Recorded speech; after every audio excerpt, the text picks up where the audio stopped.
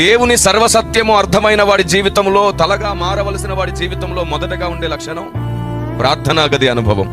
వాడు దేవునితో ఎప్పుడు మాట్లాడుతూ ఉంటాడు, దేవుని బతిమాలుకుంటూ ఉంటాడు. రెండవ లక్షణం శిష్యత్వం.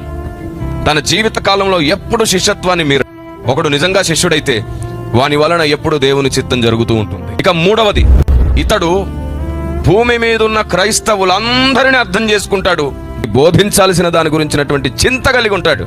సిద్ధాంత పొరపాట్లను వెతకడు. మొదట వారికి అసలు సత్య సిద్ధాంతం ఏమిటో అర్థమయ్యేటట్లు ప్రేమతోనే సత్యం ప్రకటిస్తాడు. నాలుగవ లక్షణం, ఇతడు ఎవరిని అవమానించడు, ఎవరిని కించపరచడు. ఎందుకంటే అది పరిశుద్ధాత్మ దేవునికి అసలు ఇష్టమైనది కాదు. ఇక ఐదవది, వాక్యానికి భయపడతాడు.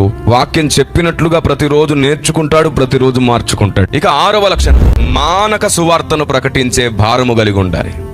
సువార్తను వినబడేటట్లు కాదు, అర్థమయ్యేటట్లు సువార్తను ప్రకటించాలి. చివరిది ఏడవ లక్షణం, తన కోసమే తాను మొరపెట్టుకొనక దేవుని చిత్తం ఈ భూమి మీద నెరవేరునట్లుగా మొత్తం సార్వత్రిక సంఘం కొరకు ఇర్మియాలాగా మొరపెట్టే లక్షణం.